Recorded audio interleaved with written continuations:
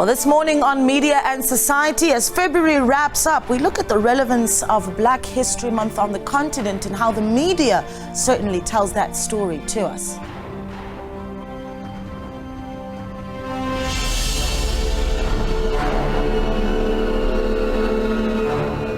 Well, hello and welcome to Media and Society. I'm your host, Naledi Muleo, and this is, of course, the show where we take a look at the intersection between the media and society. And, of course, this show would not be complete without your input. So we're always keen to hear calls from you. Give us a call on 011-714-0661 or 0662, or tweet us using the hashtag SABC Media Society. Send us a tweet at SABC_MNS. You can also send us your voice notes or videos telling us exactly how you feel on WhatsApp. That number is 011-714-6261. And we're opening up more means of communications because really your views are so vital for the show.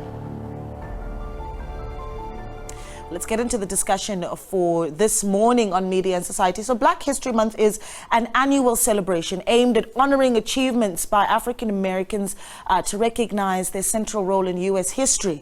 It's also known as African American History Month. The event grew out of a Negro History Week. It was the brainchild of noted historian Carter G. Woodson and other prominent African Americans. Well, since 1976, every U.S. president has officially designated the month of February as Black History Month, and now other countries around the world, including Canada and the United Kingdom, also devote a month to celebrating Black history, and we certainly have been running that campaign here in South Africa at the SABC as well. Now, although its roots are American, African countries such as Kenya and Ghana, and even Nigeria, have adopted Black History Month as well. So this morning we ask, what does Black History Month mean for you, and how does the media tell the story of Black history? So we're going to be looking forward to hearing from you what you make of that discussion. We're going to have some wonderful guests as well joining us on this discussion as well. We will be speaking a little bit later on to Professor Pitika Ntuli, who is essentially a cultural expert here in the country. He'll be joining us in a little bit. And then we're also going to be speaking to academic analyst Dr. Bob Weseka, who is a Deputy Director of the African Center for Study of the U.S. at the University of Wits University. But we're also joined now via Zoom.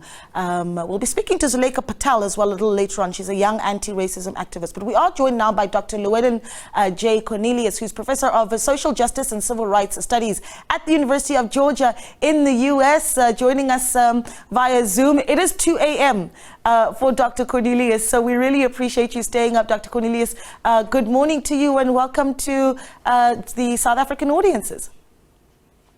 It is an honor to be with you via Zoom. I mentioned to the host, I had to remind myself, actually the last time I was in South Africa, coincidentally, I was there for an AIDS conference called ICASA in December 2013. I was actually there for the homegoing for Nelson Mandela.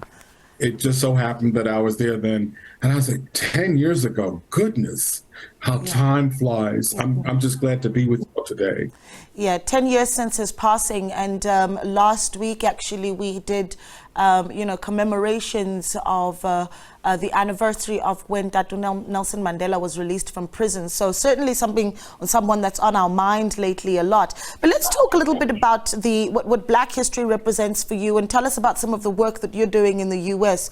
To, I suppose, really highlight the importance of this month in Georgia, which is a state that is so important because it was the home of the likes of Martin Luther King.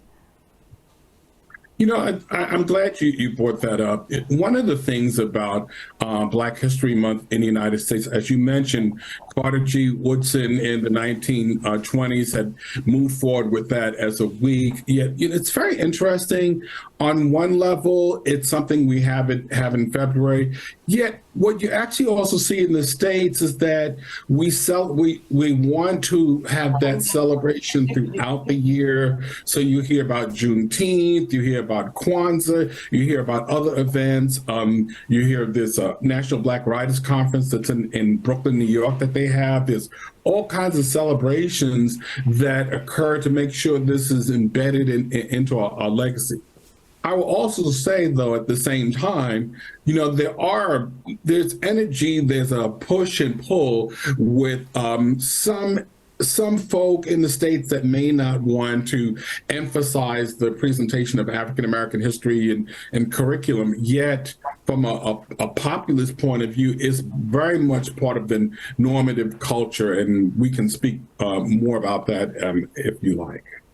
Yeah, I want to bring in some very important guests, and I'm sure you're seeing there on the screen. We've been showing you some of the arts of coming out of South Africa and really the expression of culture. This is really where we want to take the discussion. How do we take the story of Black history forward? And for that, we are joined by poet and activist Osinapo Mashiane. Osinapo, a good morning to you and welcome to Media and Society. Thank you for having me. Good morning, everyone. Thank you so much for having me, Naledi. Yeah, when we talk about the words Black History Month, what does it represent for you as a South African performer and storyteller? I think for me, it's just, become one of the biggest points of reference, especially growing up within, different South African townships within an era where we couldn't access a lot of our stories, and we didn't have the privilege, to be able to directly hear the voices of many South African artists and cultural activists who were already in exile. And something about this particular month show us how culture transcends, but also how arts always allows us to migrate and beyond just it being a historical, component. We have no choice. Music will always migrate. Dance will always migrate. The comparison. So I grew up in an era, really, Naledi, where I knew when I saw tap dance, and I could relate how culturally and historically it has a strong resemblance with gumboots, but also the likes, but even just the likes of a lot of South African musicals that we used to hear about, and how the likes of Ndate Hugh Masekela, Miriam Makeba left, through King Kong. When you look at the culture of Sophia Town and Harlem, and the comparison between civil rights movement within African Americans in the 50s, and how jazz, poetry, storytelling just really influenced our own legends and icons, and that Professor Pitika Ntuli included.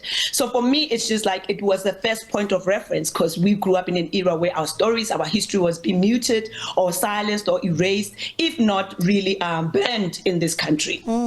I see you nodding there, Dr. Cornelius, and I love what you've done there, Osinapo, by sewing in just the similarities of Black culture in the US and what it looks like here in South Africa. Sophia Town and Harlem, I mean, mirrors of each other, really. But this is one of the things that I wanted to bring up, though, is when we tell the story of Black History Month, particularly in the US, Dr. Llewellyn, I wonder if we talk about it a lot by focusing on struggle. And not necessarily the culture of Black identity. So, how much of what's being told, even in the media in the U.S. in February, is about the struggle for civil rights? Well, it's kind of interesting. It depends upon where you sit. I happen to live in.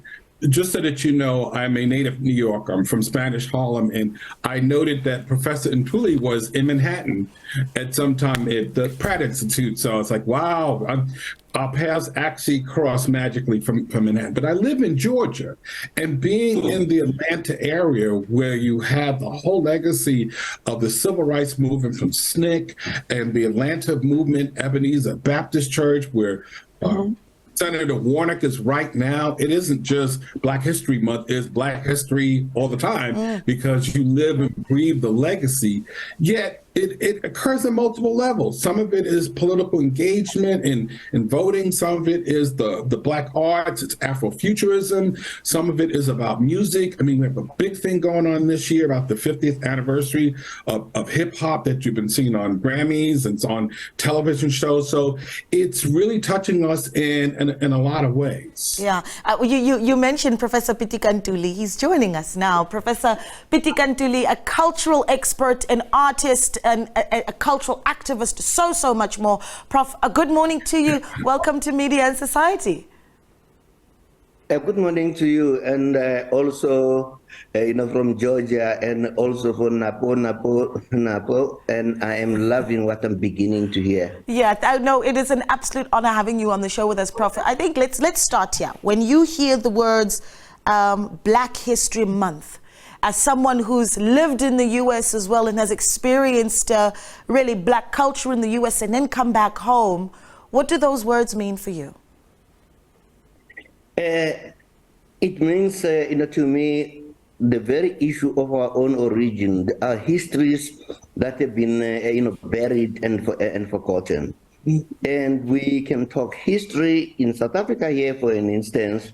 There are still lots of archaeological digs, because the white folks came here and said we arrived simultaneously. There was nothing between us here. You go to Mpumalanga, we are going to find a 75,000-year-old stone arrangement that links with Zimbabwe and links 17 degrees right up to Africa, because Africa has been there right up in the beginning. That's part of the histories we do not even begin actually to talk about and to address. But I need to say this very importantly. Napo articulated the role that the artists, the dancers, the dramatists and everything had done, and how we liberated our country. To hear our own president saying that our language doesn't mean much, our art doesn't mean much, what means much is what we do. And therefore, what is it that underpins what we exactly do? That's why then the issue of Africa Month is for us to say, we were here right up at the beginning. And number two, the first DNA that controls everybody in the world comes from one woman, and that woman was here in Africa. Everybody agrees about it. What does it exactly tell us? It is going to tell us that Africa has been involved in the issue of deep quantum, magnitude, which is what I'm studying and researching, now. But we are silent about all of those things that Africa is. But let me make this short caveat.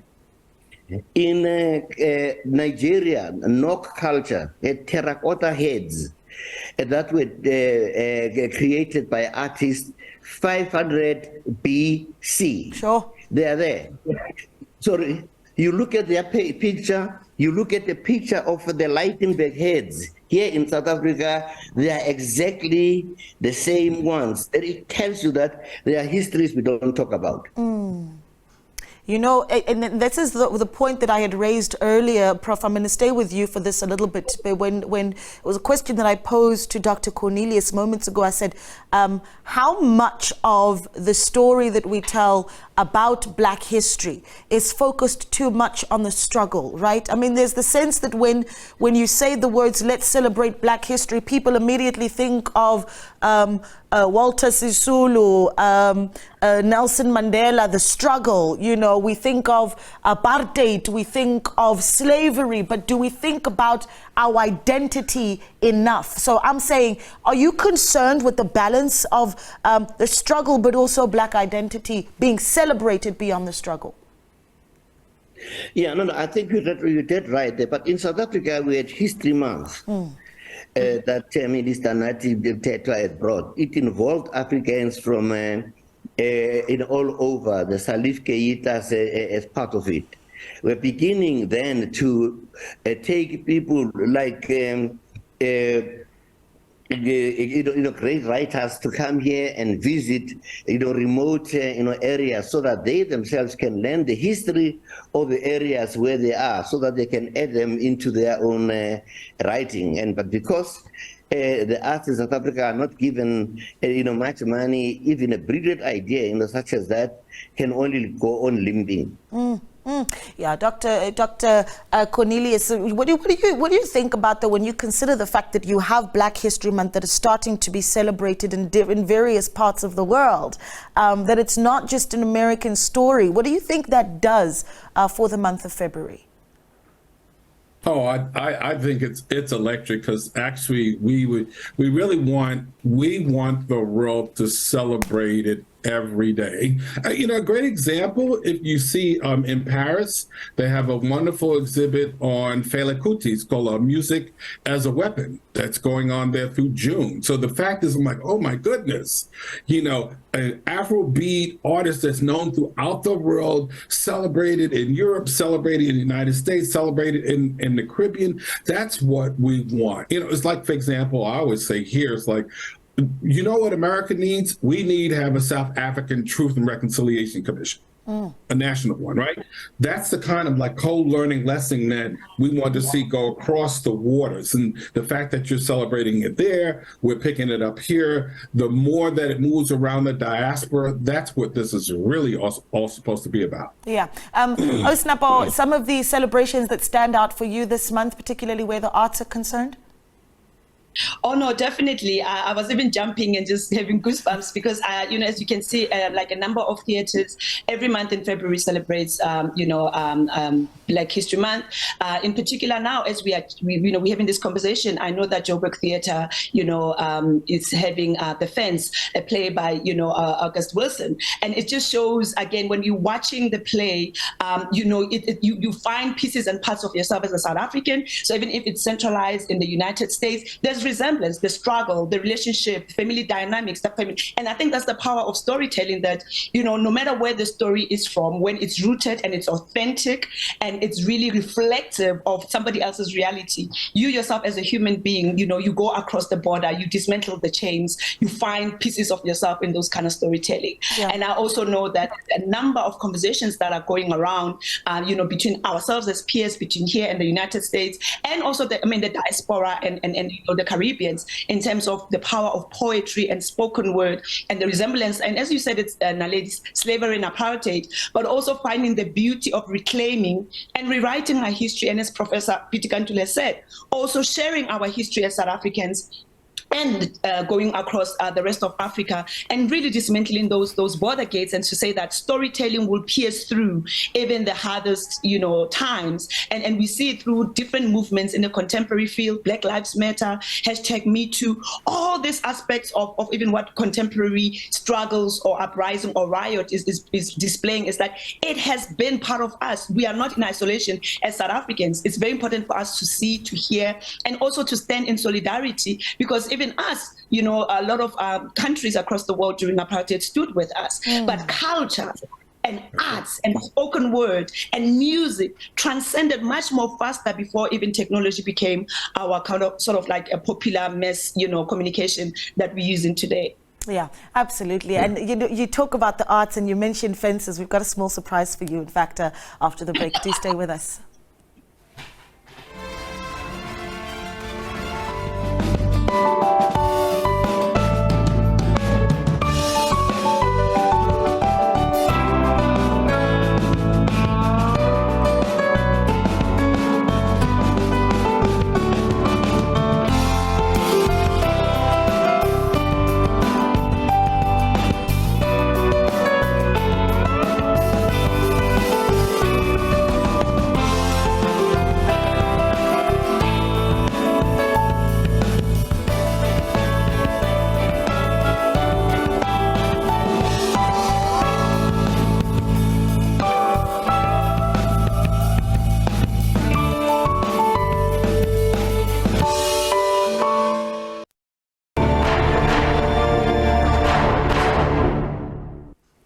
Welcome back to Media and Society. We continue this discussion about how we tell the story of Black history to you. We're taking your calls on 011-714-0661. Now, here's something special. So from August Wilson in 1985, United States, to John Kani in 2023, South Africa, the story of Black history really is transcending continents. And this is illustrated in the theatrical play that now found its way onto the South African stage. Our producer, Mosam Kalipi, spent some time with the team behind Fences at the Joburg Theatre. Take a look.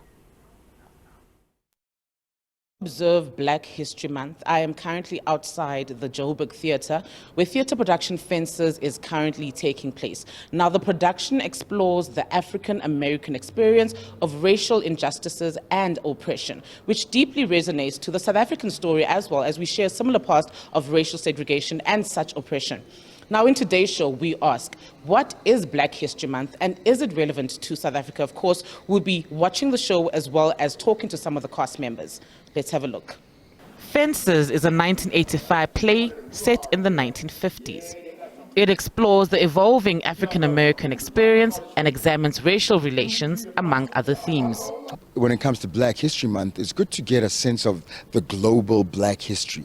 And we will find when we look at that global Black history that we share a lot, because history sometimes hasn't been very good to us, you know, especially the recent history of slavery, apartheid, colonialism, and that sort of thing. And our experience around the world has been quite similar in that way. So something like this, set in 1957 in an urban environment in America, where a lot of Black people had just come out of the rural environment of being slaves and trying to find work and a place to live, and they realize it's not as easy as they thought, and some of them have to leave their families behind. Some of them are fortunate enough to take their families, but things don't work out. There's a lot of dysfunction. That sort of thing, I think, can resonate with our experience in South Africa, where a lot of people had to come from what was then called the homelands and come to the urban areas to find work because they had to pay things like hut tax, and they had to leave a large portion of their families behind. We had pass books, so you can just go anywhere you wanted with everyone that you wanted to go with. And so families were disintegrated, and men found themselves with other families where they were, and they left their original family. And that created a lot of trauma. And we have to look at that trauma and say, okay, how do we deal with that trauma going forward so that we don't carry it for the next 100 years? For me, August Wilson has written a play about family, about interpersonal relationships, about marriages, about men, about women, about trauma, about dreams deferred.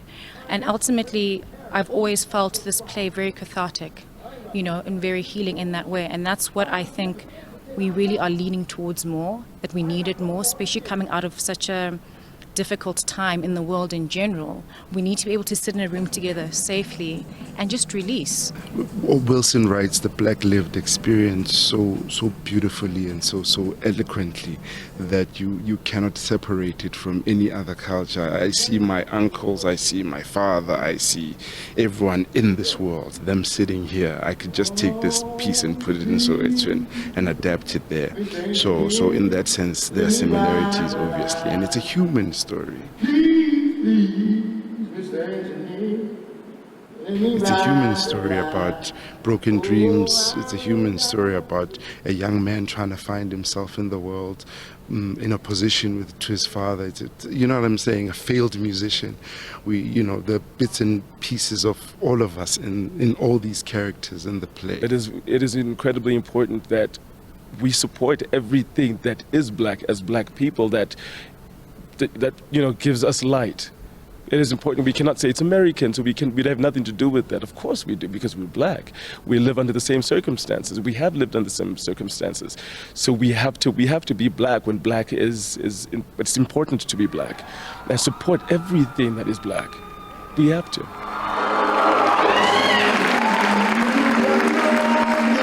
A riveting production with a stellar cast, a cast that truly tells the story beautifully. Fences is a story of hope, a story of courage, a story of resilience, but it is also a story of trauma. And it shows us that many people are left with emotional scars due to the racial injustices that they faced before. A story that will be told for many years to come. For SABC News, I am Musa Mkhalipi.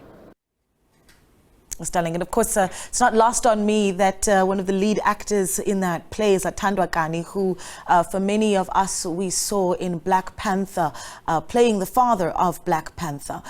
But we are still in conversation around how the media and how we tell the story of Black History Month. But we're taking your calls, 011-714-0661. I'm joined on the line by a caller, Gondile in Mangaung. Gondile, good morning to you. Morning, Nari, and to your guest. Thank you so much for calling. Naledi, thanks for bringing this up. In fact, Naledi, as SABC, you have done well to bring this campaign, in the eyes of everyone, especially those who care about history. But also the interesting thing that I followed is that somewhere around 1926. There was a big event in the States. I'm sure the professor would tell that, because at that, on the 26th of February, it was the birthday of Lincoln and Frederick. And the event inspired a number of schools and communities nationwide in the States. And for me, that was so important because this is where we should actually be taking the campaign. There was a proclamation, for example, in 1960 where the mayors were bringing the awareness into their communities throughout the U.S. Now, how do we take this type of campaign into the schools, for example, where we can bring the element of history into our schools? Because as in that Professor Pitika is putting it, that there was a serious misrepresentation of history as a result of our political situation then. But we have to make sense, and this is, this month gives an opportunity for us to further explore as to how we present our history ourselves and take it to another generation, taking it into the schools. And lastly, Naledi, how do we utilize social media to further entrench this campaign? Yeah, that's Kolile, thank you so much for calling. Some very, very important points there about the work that needs to be done for the younger ones as well. And I might actually bring in that element of the discussion in a moment. But first, Prof. Nduli, I want to bring that to you. Where do you rate how younger generations are telling the story of themselves when we talk about Black identity and even how they identify with their history? I ask that question because I think for a lot of young South Africans, you've got the narrative that, listen, we have unemployment, we have poverty, we have serious challenges, and you want to talk to us about struggle of the past and Black identity when I have immediate problems. So why should these stories matter to them, and how do we get them to them? They are, but what I'm more impressed about our younger people are moving away from doing their songs in English or anything, but people always revert back to their languages. They're expressing their anger, expressing their unemployment on it. That in itself is a very culture of resistance that we as Black people have been encumbered with since the beginning. And you could also see then, even during the time of Fees Must Fall, those of us who were right in the thick of it, that's when you begin to understand the importance of how it is to tell our history, for what has been discussed around there, what Steve Biko's writing was, what Sobukwe in writing was. But you should actually remember that when we talk about somebody like Sobukwe, is one person whose voice we have not heard, he's never been recorded, he had been completely silenced because after 9 months of his own activity as a PAC, he paralyzed the economy of the country. America had to bail it all out. Steve Biko had to be brutally actually murdered, as it is. Everything that is Black had been so much put down here, but it is the resistance of our musicians, our artists, our dancers, who all kept the fire going. The Kanis, the Winston and Jonas, there who have done the Maisha Maponya, the Matsimela, Manakas, whose works, traveled, all over the world, the Trinam Lopez, and all. It is that art, that culture, that resistance that it must be absolutely enhanced. Even the late Matosini had a stroke when she was in her 80s, when she was actually in France, putting up African history, African music, as well as African ideas. It is right up in the arts where we should actually be talking about it, and the content should be adopted by the academics, so that there has got to be a history month in a university, in the schools, and how do they channel the minds of their people. Yeah, the reason why I wanted to steer the discussion towards particularly how we start bringing the idea of Black identity and Black history to young people is because we're joined in studio by a phenomenal and incredible young lady. She is an anti-apartheid activist, Zuleika Patel. And you may remember this young lady from when she was only in high school, and she took what a big stand. And at the time it was about her hair. There were issues at a school that was challenging Black girls' hair and saying that they should tone it down. And this young woman, as a teenage girl, stood up against that. Zuleika, welcome to Media and Society. Thank you very much for having me. It's so good to have you with us. You know, every time I think, a lot of us think of you when we think of your iconic hair, right? But we also know that your hair represents a lot more than just expression of your blackness. It is also very much your celebrating of it. When you hear the words Black History Month and you think about the work that you do as an anti-racism activist, how do you bring the link together, particularly for your generation? Thank you very much. Firstly, one of my first thoughts around Black History Month is always that it shouldn't just only be a month. We need either we need a longer month, we need more time, or we just need a year. But for me, how I've always thought about why Black History Month is such an important thing, especially in South Africa and on the African continent, because I believe it's more emphasized in the US and the UK, whereas it has a lot of relevance in Africa as a continent, especially because of some of the issues we face currently today. How I've always found the linkages between Black History Month and my own activism is that there's always a question of why is it that I have to stand up against these social injustices? Where does racism stem from? As a system, why is it the way it is today? And you ask yourself those questions, and the only answers lead back into history. And history allows us to understand why we are where we are in our present and where we're headed to in the future, which is why it's so important to make those linkages. Yeah, you see, and this is part of the challenge that you have, though, is that, and you talk about the challenges that young people have, right? And we touched on this as well earlier. Dr. Cornelius, I want to bring you in here because we can certainly spend a month, and as Zuleika is saying, perhaps even more time celebrating Black identity, celebrating Black history. But for a young person like Tyree Nichols, for instance, who was assaulted, brutally assaulted by police officers and killed, a Sandra Bland who murdered by police officers in the US, and the list goes on and on and on, George Floyd. For those young Americans that are living the struggle every single day, the work of Black history clearly has not actually changed their lives or their challenges. Well, you know, at the same time, you know, the truth of the matter is our commitment is to keep things moving forward. I always have a quote I like from John Henry Clark. I always told, he said, you know, we must start projects that our grandchildren will finish. There's another version when I think about indigenous nations in the Americas, they talk about thinking 7 generations before, 7 generations after. We have to see this in the long view, not just a month. Every moment counts. It's like, even I love the fact that you have one of our future legacies on the panel. We need to have folk generations ahead of us and behind us. If you want to keep this moving forward, we do this a little bit every day, all year long. Mm-hmm.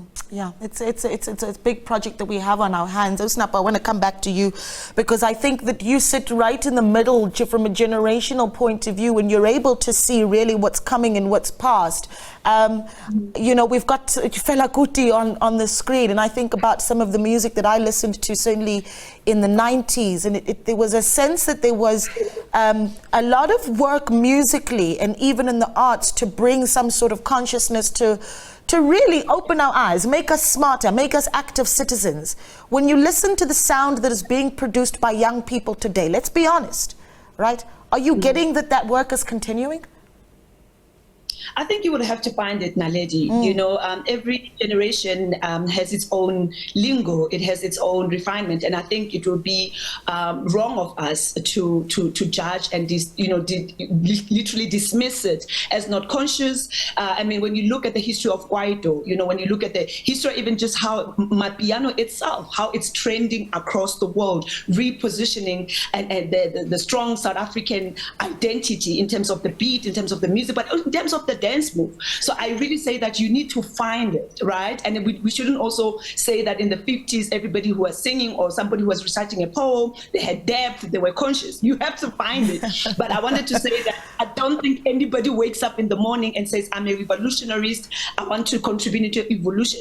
It's something that triggers them. It's a nightmare that, you know, they are part of, that they're trying to dream themselves out of that nightmare, right? So I want to say very consciously, especially for, like you so rightly said it. I was born in the 70s during apartheid. I was part of transition into democracy and freedom, and like how Professor Colonius was saying it, that, I'm the past, I'm the present, but also I'm the future, right? And part of my work is to find the similarities. Professor Pitikantulu spoke rightfully about Fees Must Fall. As a playwright, as an artistic director, I connected with Sagapina in 1976, how history repeating itself. Now, our mandate as this current generation is to say, how do we preserve? How do we archive? How do we tell history from the first person DNA? I was not there in 1976, but I witnessed Fees Must Fall. I need to archive, I need to document so that the next generation, we were all there, like you said, Nalit, when, Zuleka and a number of, her classmates, they did this amazing movement of reclaiming our beauty, our identity. We were like, if the children are doing that, what are we doing as the, as an older generation? And like any other poet and playwright, like any storyteller, I have to go back to the premise of orators. I have to go to the premise of, documenting and writing poems and plays that will match the likes of the fans, but in the context of South African stories. I need to talk about Steve Biko. I need to respect Fatima Dike. I need to make sure that Professor Pitikantulu is not forgotten. And then when he calls me and says, let's collaborate, it's the old and the new, but we are thinking about 7 years to come to make sure that our history is told and as interpreted by us as subjects, not as objects. Yeah. I want to take a short break. When we come back, we're going to wrap this conversation up by really starting to forge a way forward, right? And I think what I'd like to take from Dr. Cornelius and Professor Ntuli when we come back is the way forward for the likes of Zuleka Usnapo and ourselves, and young artists that are watching, young storytellers that are watching. Let's take a short break. We're back in a moment.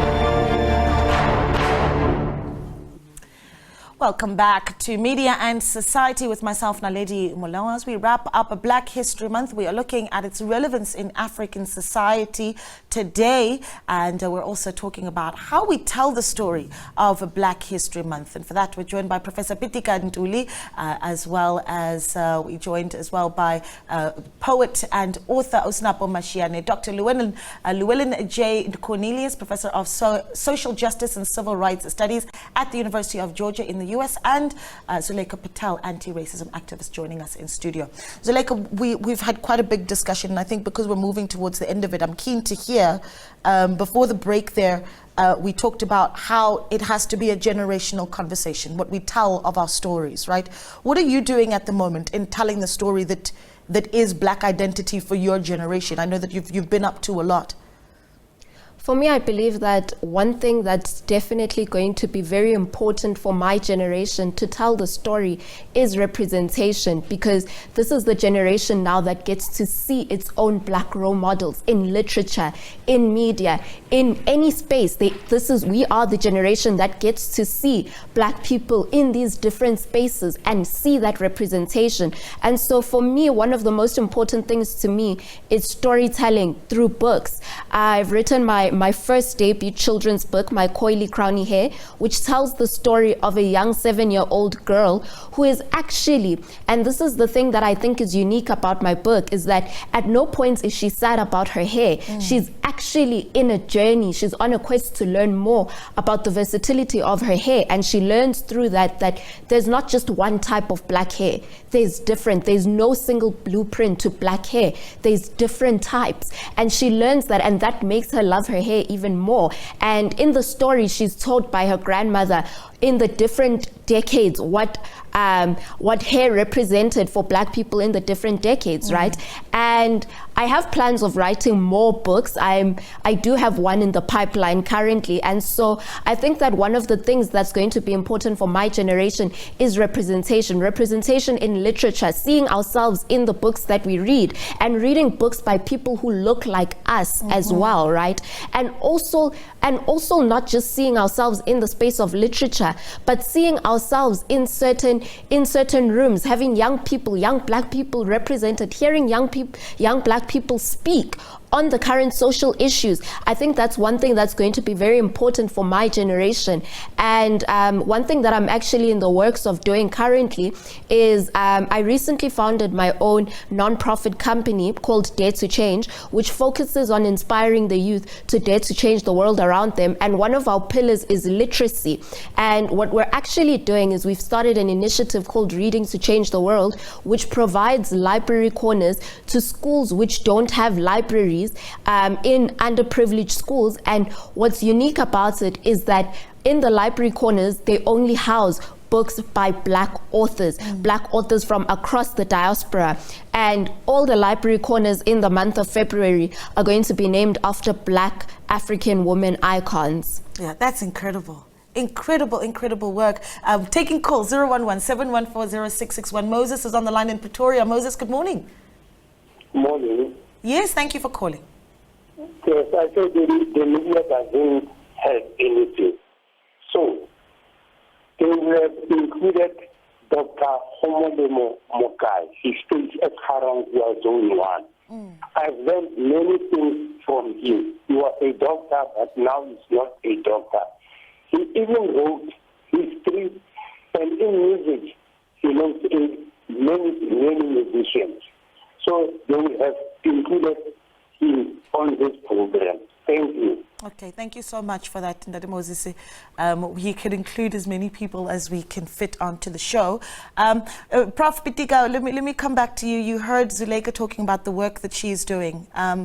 You have such a rich body of work.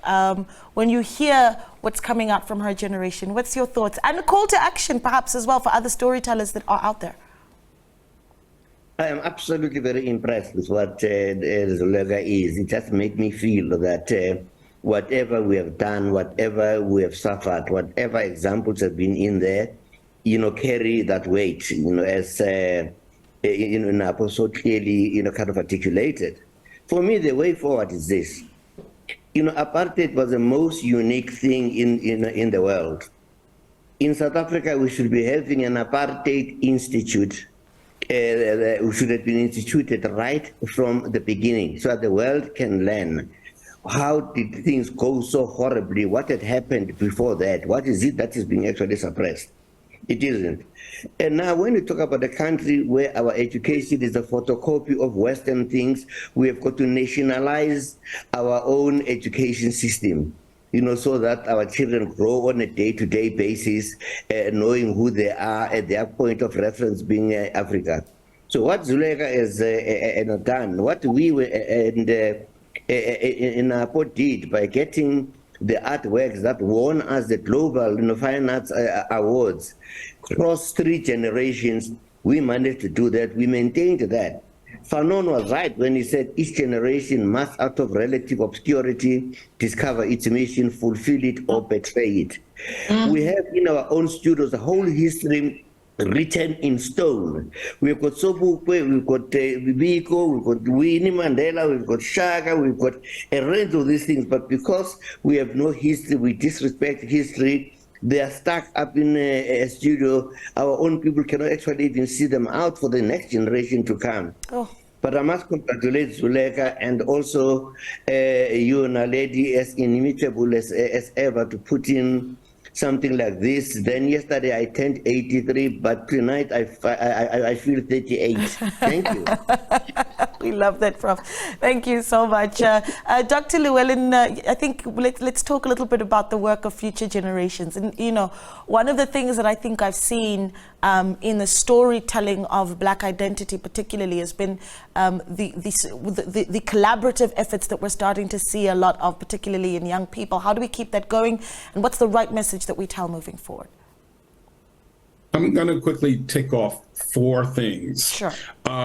One, actually, there's a place called the Highlander Center in Tennessee, and they had their 90th homecoming, and we had 500 people up in the mountains, Tennessee. They've been involved in civil rights. They had youth artists drawing murals, had a youth camp. We had adults. I was just there. I was there, and they talked about 2 things. They said, abolition is the future. They were talking about what should we think about 10 years from now. There was another phrase that they kept saying that whole weekend. They said, what is it that we want? Everything under heaven intact. And we just had to sit with that. What do we want the future for all of us to be is that respect and caring for each other. Second thing I'll knock off real quickly. I'm going to use the whole thing about the diasporic future. 2 quick things. Ghana had African Americans come to Ghana in 2019. Brilliant marketing campaign, had African Americans all over Ghana. Caribbean Studies Association, Dr. Chanzira Davis Kahina, with the work that's happening in the Caribbean Basin. We have to see our bridges with all people of African descent, whether they're in the nations, in the continent, around the world.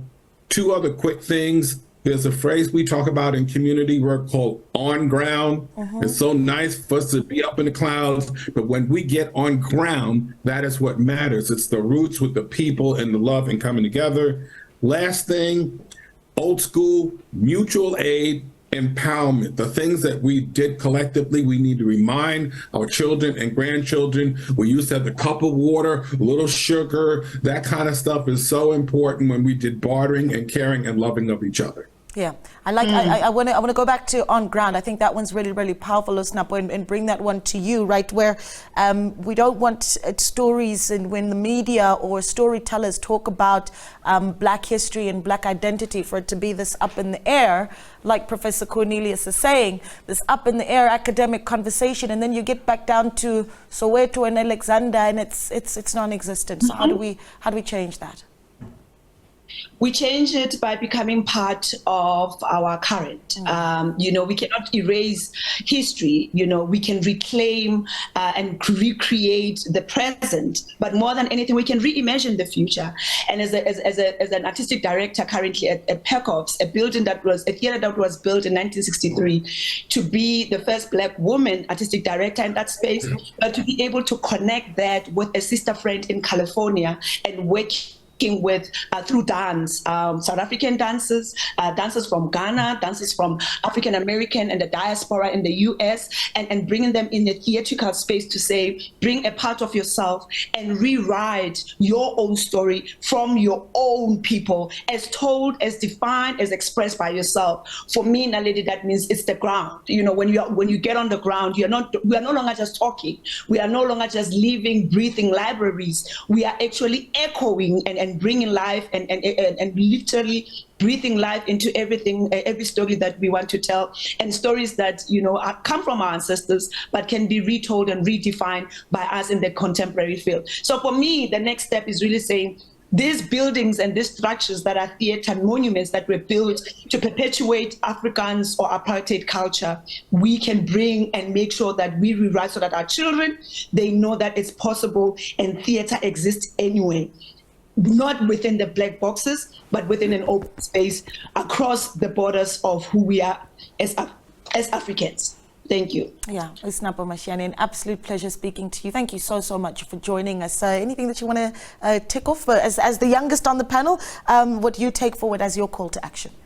I think one of the things that would be my call to action is that one thing that we also need to stop ourselves from doing, which I believe has been one of the mistakes that have been happening right now, currently in our post-apartheid era, is that telling racism as a thing of the past and teaching it in history as a thing of the past, whereas we need to claim and own that history and link it to our current society to better understand that what that system of racism which was under the apartheid regime and what it constructed in society still exists today, to better understand why our current looks the way it looks, because it's not going to be meaningful if we tell Black history in the air and we don't make those linkages, because like you've been highlighting throughout the segment and saying that, but there are current pressing issues that young people are asking about. You go to Soweto, Alexandra, people are asking about simple things, simple basic rights such as sanitation, water,